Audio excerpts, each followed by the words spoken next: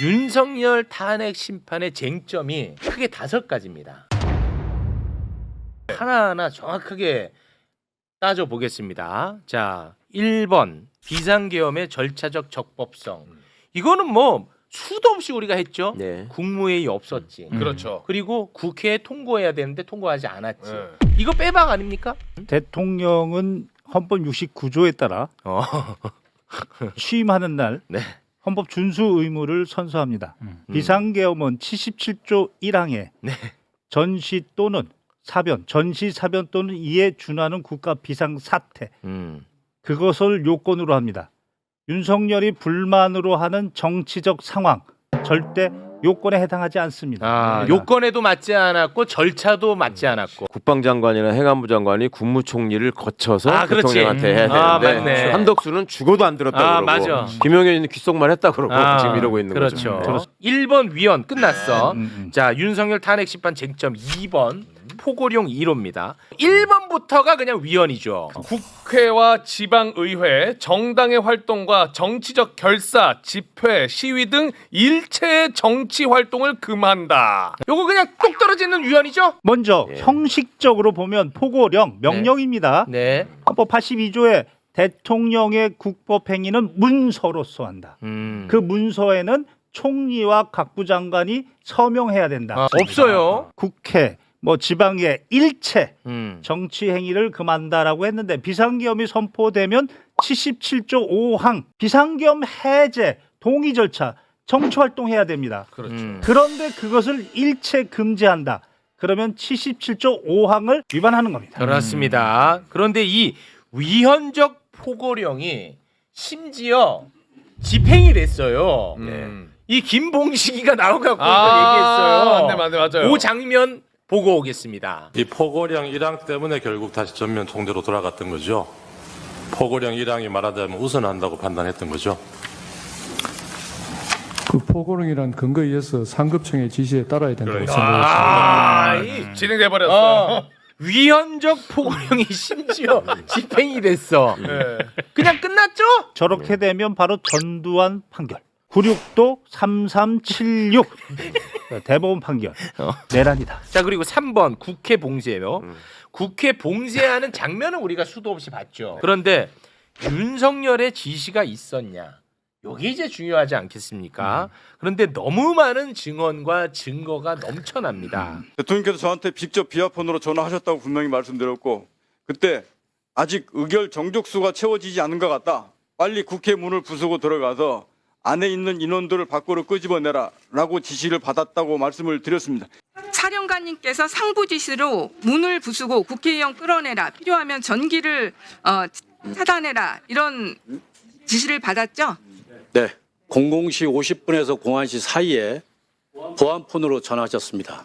화상회의를 했는데 대통령님께서 문을 부셔서라도 국회의원을 끄집어내라 고 말씀하셨어. 그리고 마침 그 전화가 끝날 때쯤 일대대장 전화가 왔습니다. 그래서 제가 동일한 대통령님께서 이러한 지시를 하셨다라고 했는데 나중에 수사 과정에서 그 녹취가 돼 있는 게 확인됐습니다. 네, 녹취까지 있다는 것이죠. 그렇지. 여단장님 진술 들으셨잖아요. 예, 네, 모두 사실이죠. 예, 사실입니다. 자, 대통령님 지시라는 그 단어는 제가 기억하고 있습니다. 자, 복수의 증언 같이 계속 차여있던. 다 쏟아지고 증거까지 있는 상황. 그렇죠. 그리고 또 이진우 수방사령관. 총을 쏴서라도 문을 부수고 들어가서 끌어내. 본회의장으로 가서 4명이 한 명씩 들쫓고 나오라고 해. 빨리 들어가. 아니 못 들어가는데 왜 자꾸 그러십니까?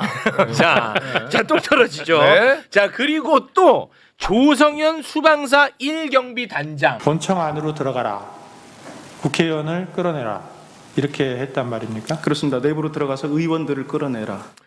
끝이 자, 없다. 끝이 없어. 국회 봉쇄는 끝났지 이제. 네. 끝났지. 요거 대통령 직접 한 거예요. 군영법 5조 반란 1호 우두머리 사형 여기 똑 떨어지는 겁니다. 네. 헌법 33조 공범과 신분 군인이 아닌 대통령이라 하더라도 군인에게 이렇게 지시를 했으면 바로 그 형은 군영법의 형으로 처벌한다. 네. 내란이 아닙니다. 바로 이러한 반란죄. 증거들이 반란입니다. 저희는 지금 탄핵에 대한 이야기를 하는데 형사재판까지 같이 이렇게 좀 꼭 얘기하고 싶었습니다. 너무 얘기하고 싶어가지고. 네, 꼭 얘기하고 싶었습니다. 자, 그러니까 1번, 2번, 3번 국회 봉쇄까지 끝났지. 네. 이거 이견이 어떻게 있어, 맞지? 한두 개가 아니니까. 끝났지. 자, 증거가. 4번 중앙선관위 장악 시도.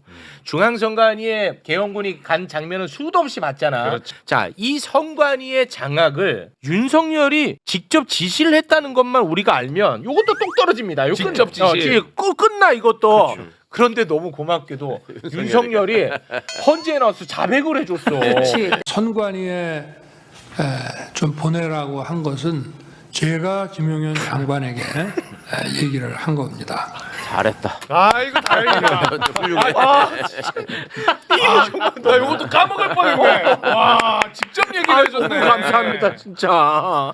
이거 너무 중요한 거거든 진짜. 우리는 지금 헌재가 중요하단 말이야. 네. 탄핵 심판이니까 그렇죠. 헌재에서 얘기를 했어.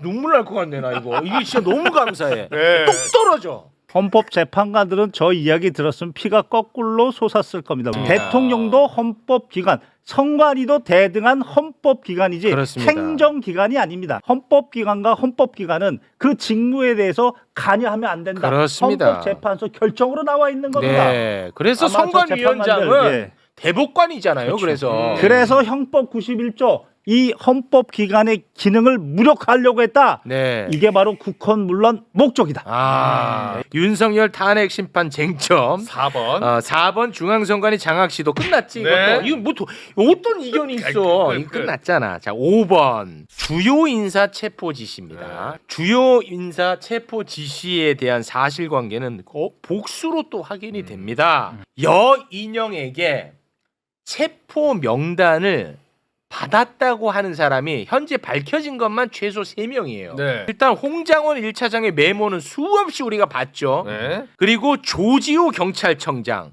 그리고 김대우 방첩사 수사단장인데 조지호 경찰청장은 체포 명단을 여인으로부터 받았던 것도 받았던 거고 네. 이것보다도 현장에서 직접 윤석열에게 전화까지 받습니다. 조 청장 국회에 들어가는 국회의원들 다 잡아 체포해 불법이야. 체포해. 체포해가 들어가 있구나.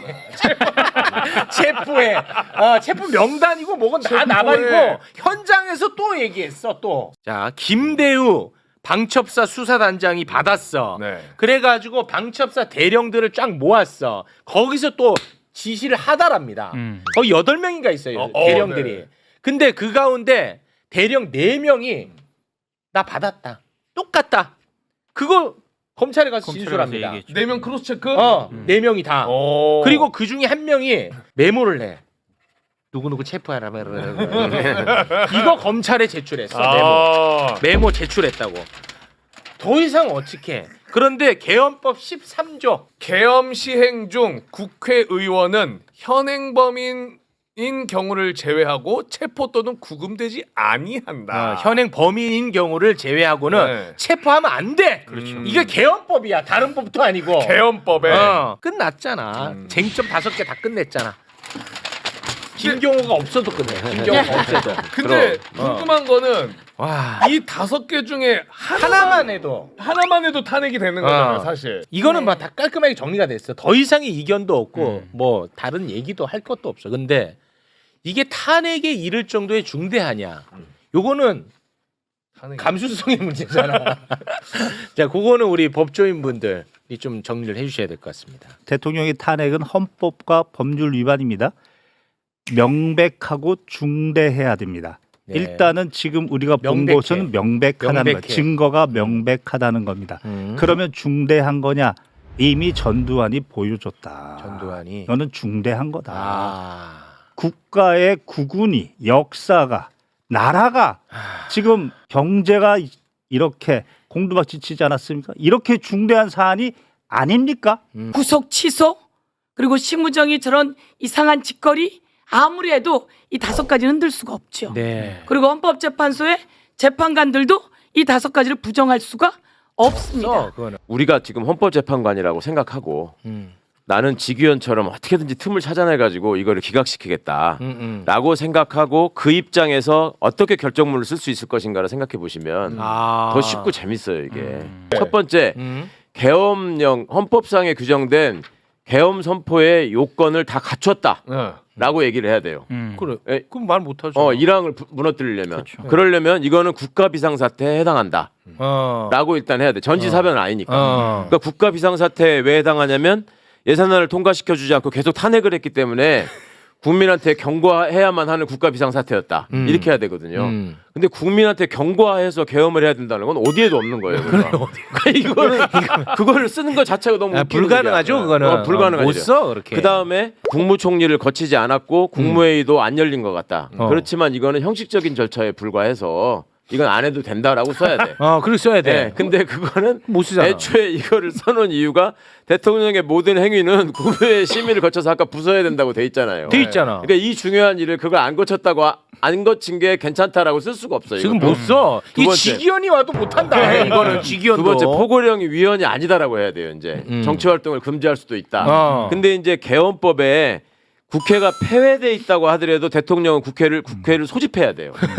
그러니까 폐회돼 있어도 폐회돼 있어도 소집하라는 규정이 명문 규정으로 있어. 명문 규정으로 그리고 돼 있어. 그 동안에 전두환 박정희가 계엄령을 많이 선포해 봤잖아요. 그때 포고령이 다 있었잖아. 네. 그 포고령 위반 죄로 형을 받고 그걸 재심 청구한 분들이 많아요. 그게 대법원에서 재심이 받아들여지고 재심으로 무죄가 된 판례가 너무 많아. 그러니까 그거는 대법원이 잘못한 것이다라고 써야 돼.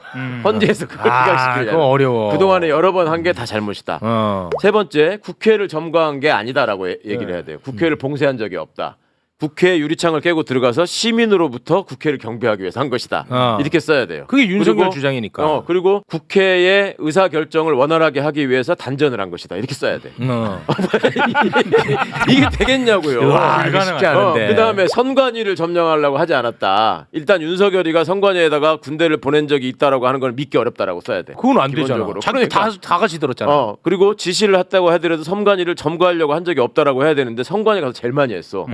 일찍 가기도 했고 휴대폰도 뺐고 휴대폰 뺐었어. 서버 다 촬영하고 이런 게 다 나와버렸잖아. 네. 그러니까 그거는 우리가 헛것을 본 것이다. CCTV가 조작됐다 이렇게 써야 돼.